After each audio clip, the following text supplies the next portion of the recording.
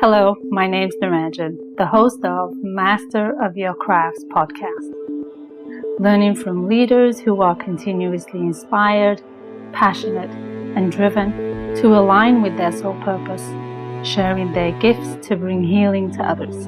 The music is composed by Rebecca Everett.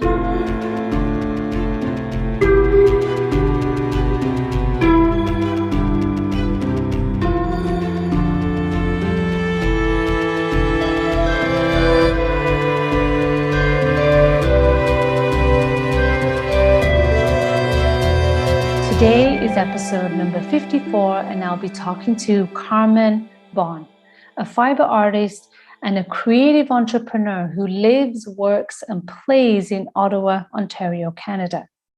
Her fibre art focuses on creating colourful and textural art yarn on one of her many spinning wheels, and then using those yarns to make freeform knit, crocheted objects, and woven tapestries.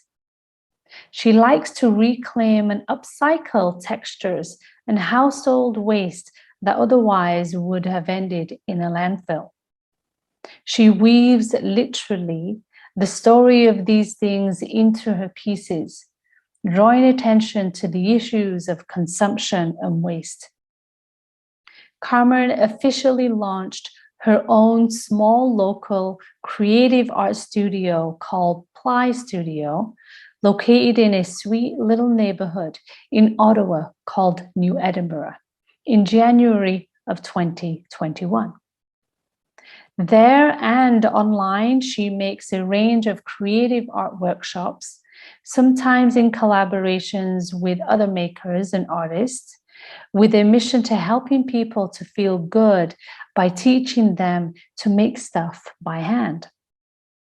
She spends a good portion of her time when she isn't in her studio with her inspired husband Chris and her giggling girls Everly and Maven, usually on a ski hill in the winter or a nearby body of water in the summer. Hello and welcome to Carmen. How are you, Carmen? Hi, I'm very good, Naranjan. How are you today? I'm doing well. I'm excited to learn about the contrasting from going into a corporate space and doing the corporate world part of life to 100% creativity, tangible, creative aspects of life. Jumping right in. We are jumping right in because I want to be able to capture some of these really beautiful pieces of wisdom that you've learned from your own experiences, and to be able to share them with others so they can recognize when corporate really doesn't fit anymore, but there's something intrinsically embedded within them that is nudging them to a complete different paradigm shift of life. So share with me your little bit of a journey on how that happened for you. Wonderful.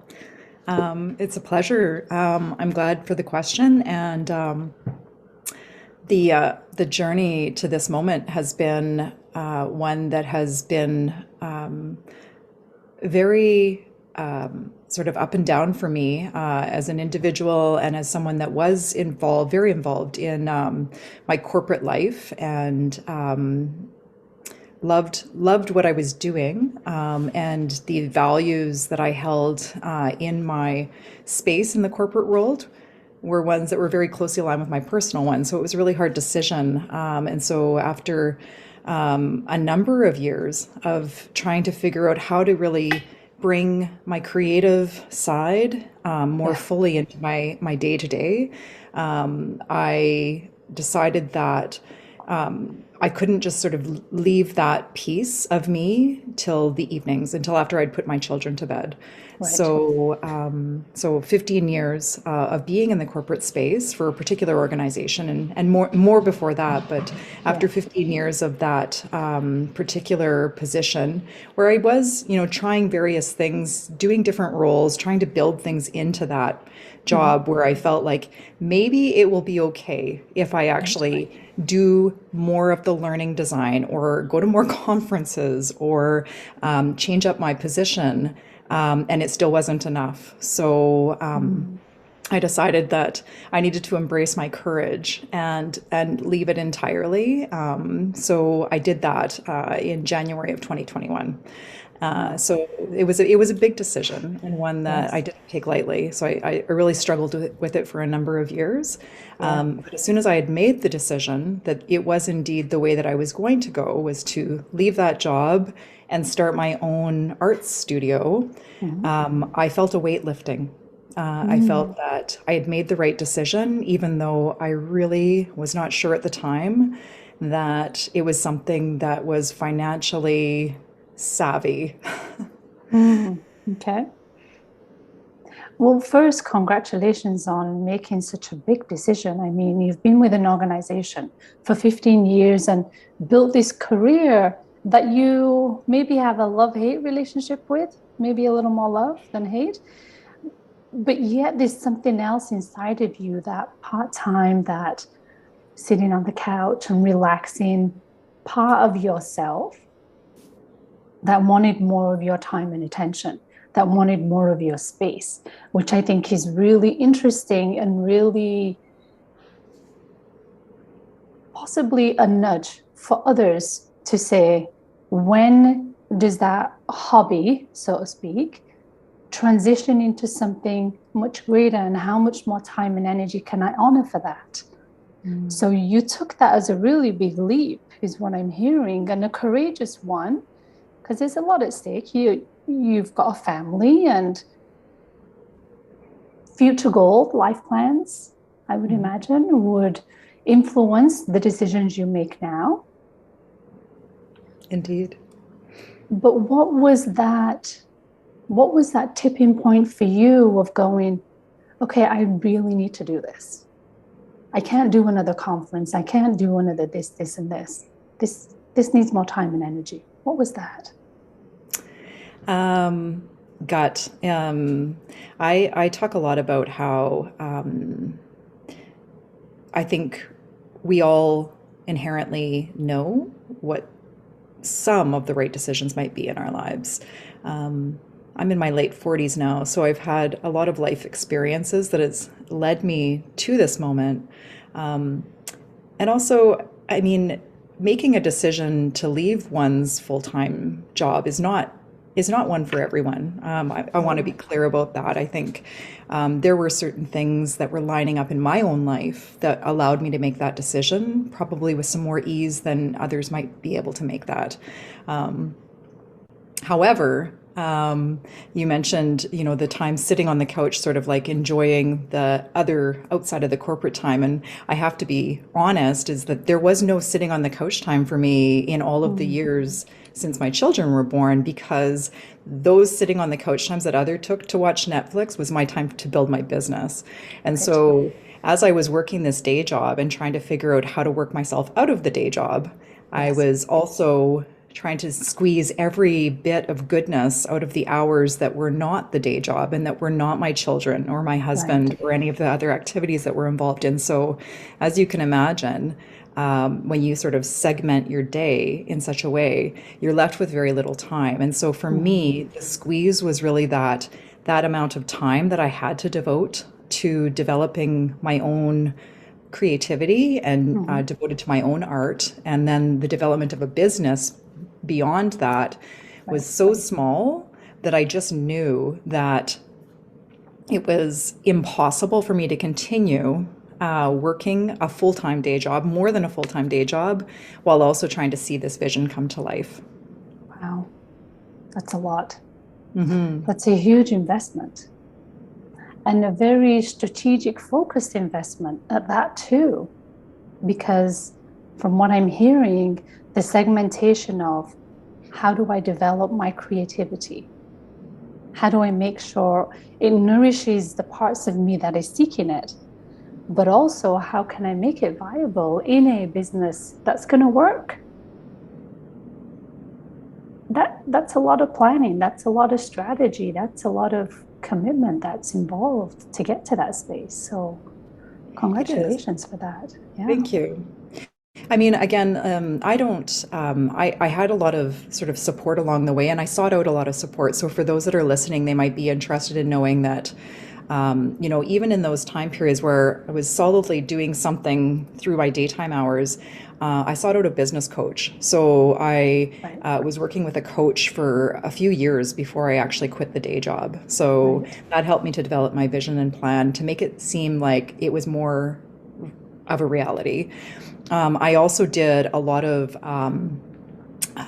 online courses, things like B School through Marie Forleo and things like that, where I was, again, seeking opportunity to really make the ideas that were churning in my head into something that I could potentially leave my salary in order to Mm-hmm. build. Mm-hmm. So it wasn't just, one day I decided this is happening. There were a succession of different things that I was doing and planning in order to make it seem a lot more tangible. Right. Though when I finally stepped out and stepped into my studio, it was the beginning of, a different financial reality and a different day-to-day reality. Mm-hmm. Hmm. Yeah, absolutely. Such a contrast still, even with the planning involved and the support, like you said, that you had involved. It's still quite a stark contrast of how to be and how to navigate through that. I mean, how much more courageous can you get in opening an art studio right in the middle of this pandemic that shifted the entire world? So, how courageous is that for you to start that? Um, I can appreciate that all around.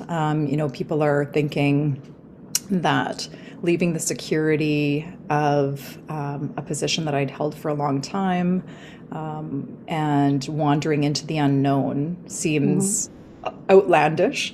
But the basis of my studio, Ply Studio, is around creative wellness. And the impetus behind it has really been this notion that when we create with our hands, we feel better.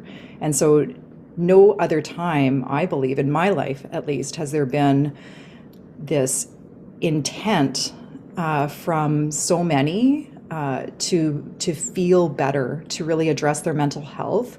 And one of the ways that I see that we can do that really positively is by using our creativity and trying to find something, anything that we can pick up and create with our hands.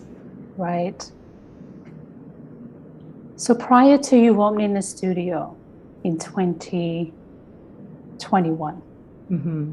how long had you been in the space of the yarn world, so to speak, in that tangibility of working with your hands with different materials? How long had that been? Well, I'm not a person that grew up knitting beside my grandmother's. Mm-hmm. And so for me, I actually came to first knitting quite by not accident. One of my dear friends at the time, was sitting with me at Christmas and said, I really want you to learn how to knit. She was a lover of knitting, still is. And I looked at her sideways and said, no, thank you. And yet she still sort of dragged me to our local yarn shop here in Ottawa. And we picked out a couple of supplies and she got me started.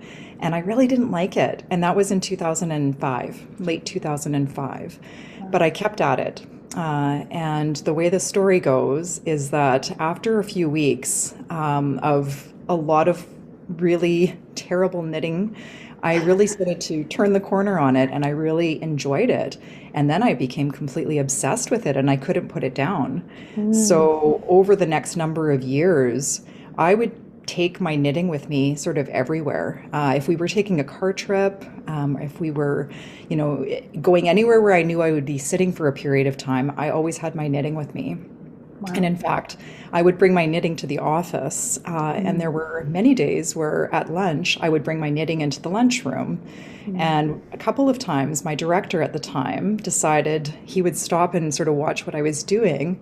And then one day he said, Carmen, do you want a spinning wheel?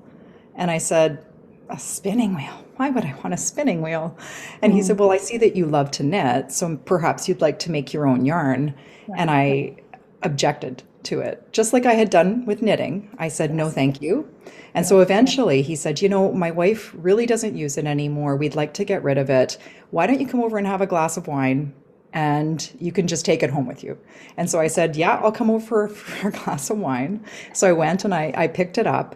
And it was actually quite a cute little wheel that I still have. Yeah. And so I brought it back with me and I looked at it for years. It sat in the corner of my living room. I couldn't quite figure out what to do with it or why I would use it. I still enjoyed just knitting. And in Right. that time period, I had my first daughter. And Mm, while I was on maternity leave with her, one day I was sitting and looking at it and I said, I have to learn how to use it. So I took a workshop at our mhm, local guild, and after that, just like with knitting, I was completely taken by it.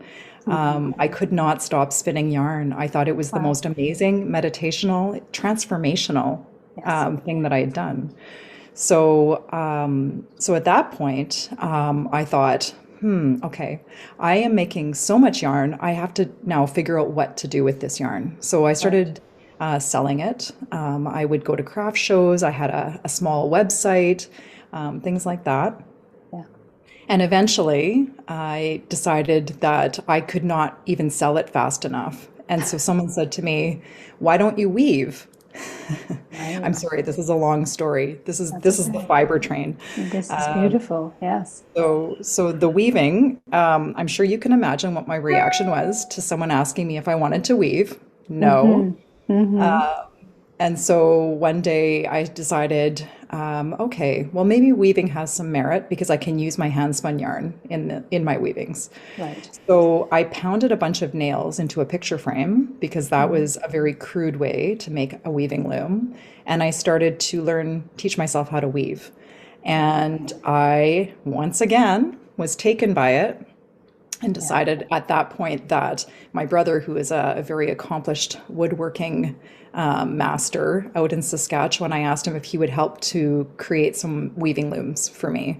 So he and Nice. I started to collaborate on the development of some weaving looms, and um, and then everything. I just any type of fiber related craft or art, I started to dabble in.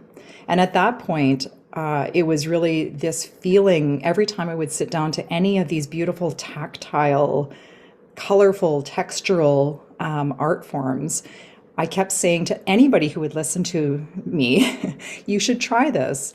It would really like just sit with me. I'll teach you how. And so I started to teach basically everybody, anybody Wow. that would, what Nice. I was doing, and I would talk about it.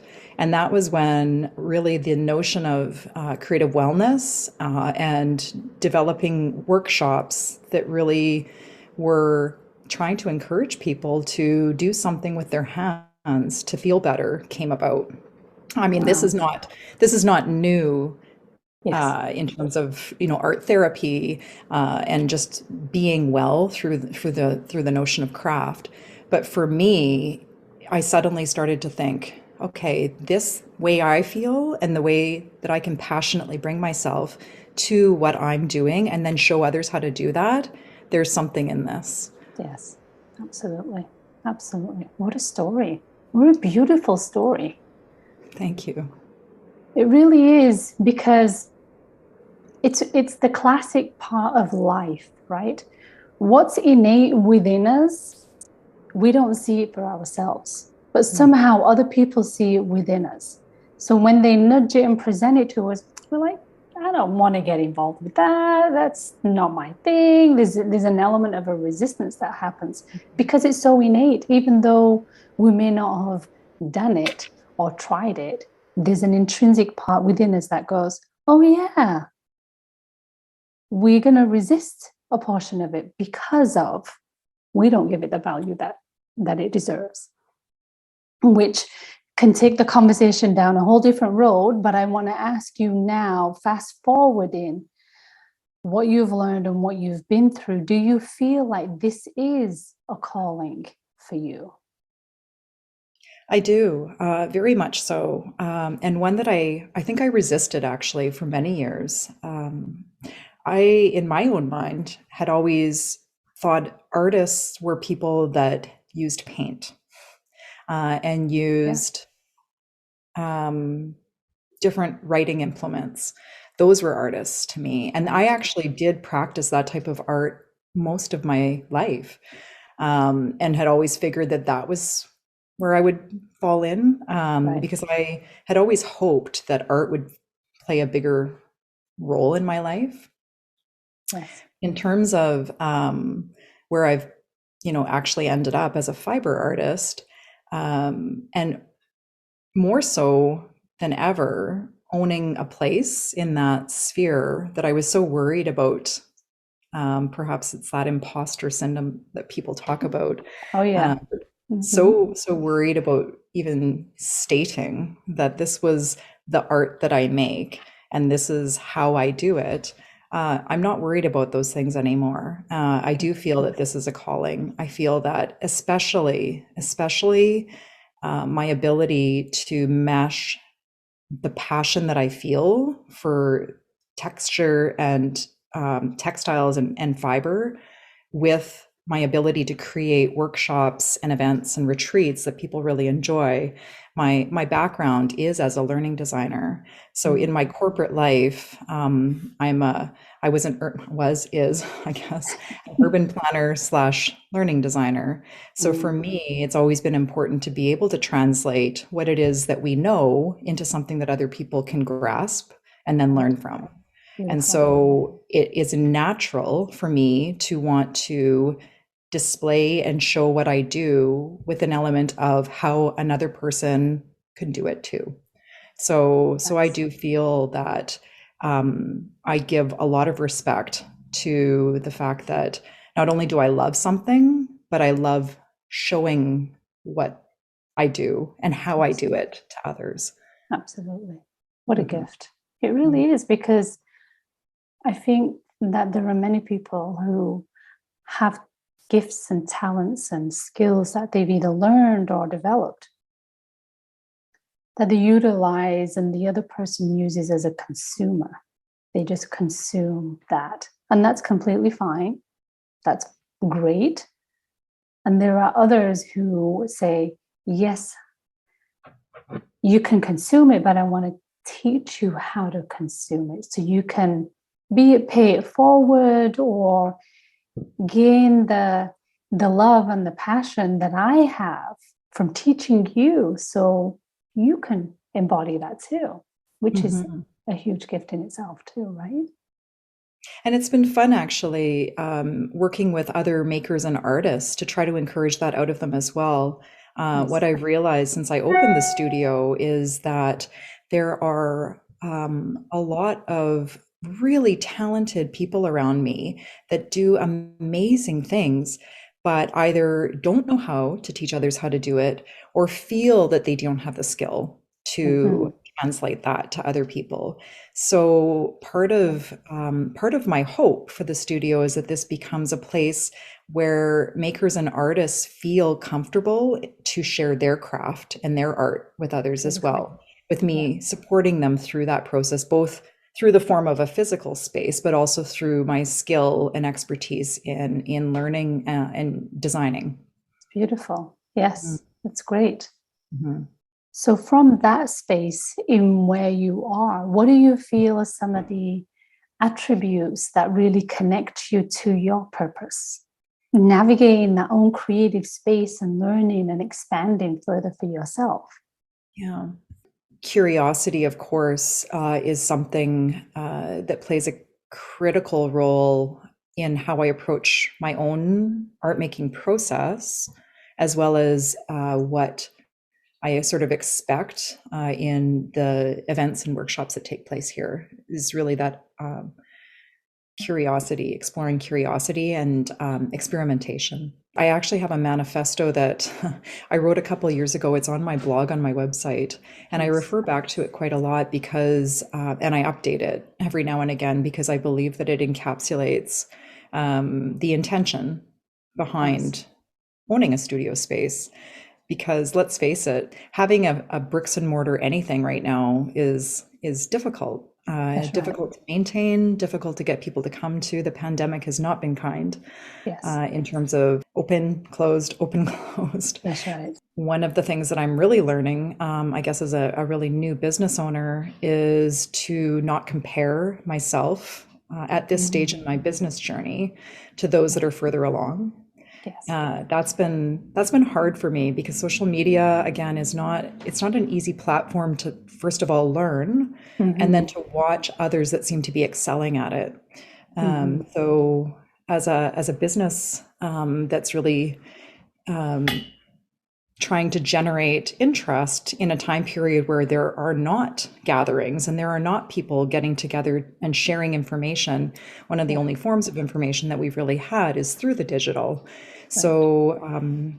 So for me, it's been important to sort of maintain a sense of what my purpose and passion is, what I'm trying to do, and keep showing up every Yeah, day and doing that and not yes, getting too far ahead of myself right. and recognizing as well that it's okay that what I'm doing right now is small and that small can be really great. And in fact, small is something that over the last year, I think I feel very fortunate because if I had launched and had too much going on in the Mm-hmm. first year, how do you handle that as a new business owner? Really difficult to Mm-hmm. build systems and policies and Right. maintain everything when you grow too fast. So, Yeah. so really, one of my friends said a little while ago, it's like I've been in soft launch mode since the beginning of the Yes. studio. Yeah. So that is true. So that's to me an important thing to keep in mind, and I think it's all Mm-hmm. about perspective, really. Mm-hmm. So. Absolutely. And then maybe, again, just a focus in terms of attributes, a focus on sharing. I'm finding that as a new business owner and as an artist, for me, one of my values is to be able to share, and I appreciate when others share with me.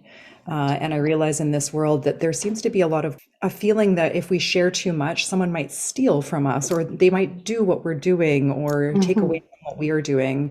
And I Yeah. truly feel that there is enough room for all of us. So my feeling is that the more that we can share with others, whether it's Yes. our business journey, our creative journey, or anything really on a That's right. humanizing scale, the better we will be. I completely agree with the portion about the values of being a business owner and wanting to be open to be sharing with others, but have that reciprocated. Hmm. Having been in the space of entrepreneurship for many years, I've seen that time and time again with other individuals. But I guess my take on that is that's based on their journey of Hmm. evolution and Hmm. growth and expansion. So that's a testament to the human being you are in terms of offering and sharing what you know with others, and to be in a space to not only share it, but teach you. Hmm. So I commend you for that, especially coming into the world of entrepreneurship very new. Hmm.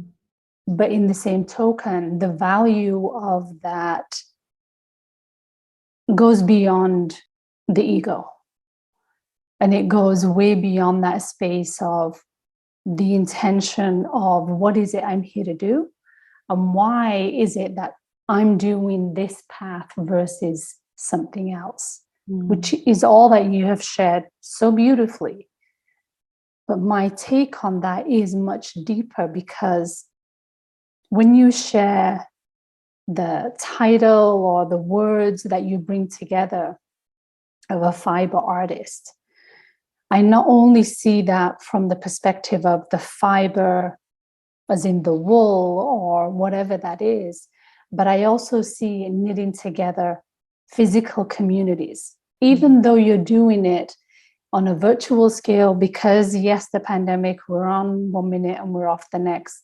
We don't know what side is up to a certain degree from that space. But the premise of what I'm hearing from you, of the fibered being of who we are, as human beings is where the knitting together needs to happen. Correct. It's interesting that the metaphors that seem to come to mind always in my story are all fiber related, around weaving a story or spinning a tale or knitting together a community. It is true. It is, to me, the essence of perhaps what I've been called to do, whether it is in a virtual way or hopefully more so in person as we go forward now. Even though you stress that it's a small community and a small business that you've built so far, the implications and the beautiful impact that you're having on even that small community, and the premise of how you're building it, of I teach you and you will hopefully maybe be inspired to teach others, will have a much larger ripple effect than, let's say, you have, I don't know, your version of a large studio, whatever that looks like. Mm-hmm. So the magnitude of small, large, it's the intention and the heartfeltness, the compassion and the different part of yourself, I want to say mothering, nurturing, creative aspect of you is what's rippling out, and I think is a huge missing part of where we are in the world today.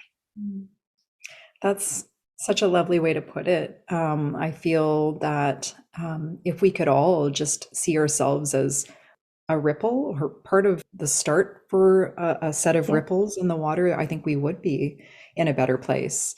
I feel that sometimes my messaging seems so small and so local, and that it doesn't seem like it would make much of a difference to anybody beyond the Ottawa Valley where I live. Right. But the reality and the feeling that I get right now is that we have a chance, regardless of where we sit in the world and how we bring ourselves, is to inform someone's perspective on something more positive in their day. So whether someone lives anywhere near me, they can still sort of see some of my messaging and feel like that they could get behind it, or that it might make them smile in some way.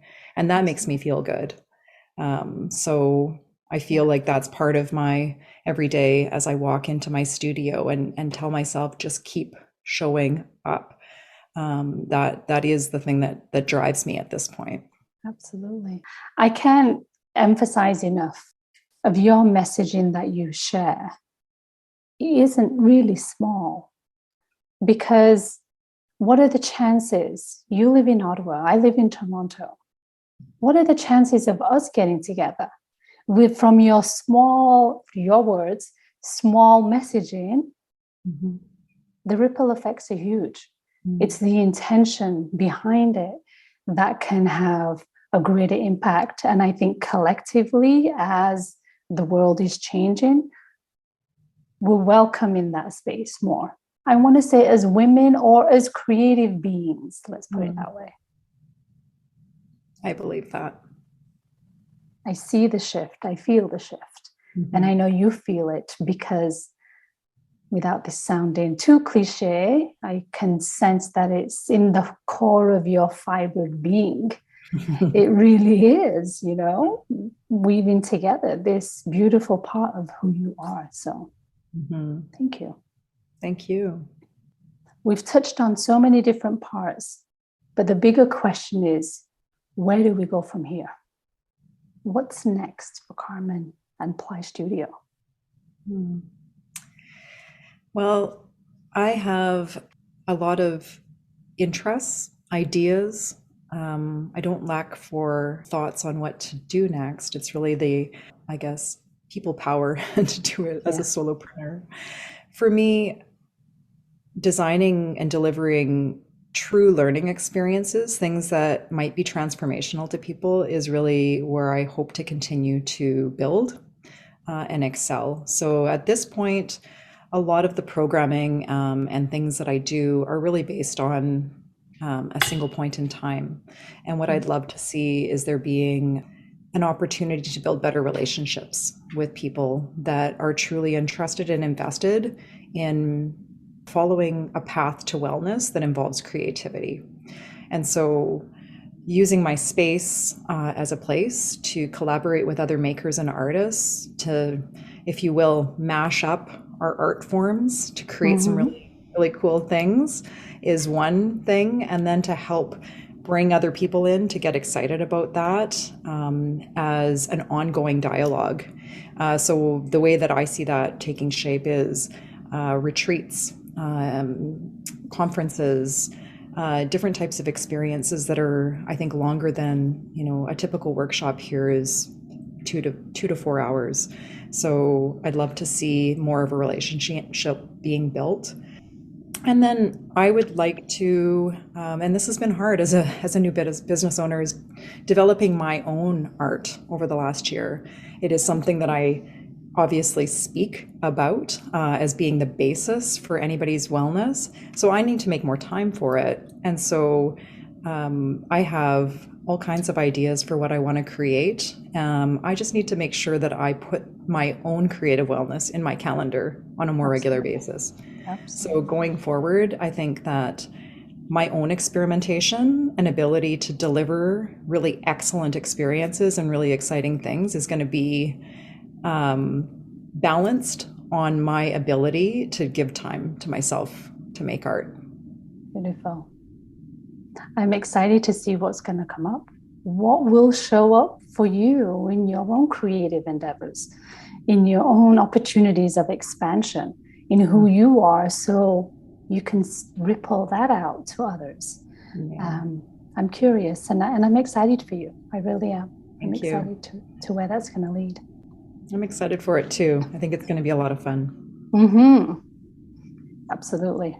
Well, Carmen, thank you so much for taking time to share with us your wisdom and your journey and experiences from resisting a conversation about knitting to the resistance of taking home a spinning wheel. I'm excited to see where the next fibrous parts of you are going to be spun to other people.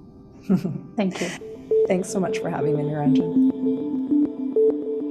I'm Niranjan, and you've been listening to Master of Your Crafts podcast. Please subscribe, rate, and review, and join me next week for another episode. Thank you for listening.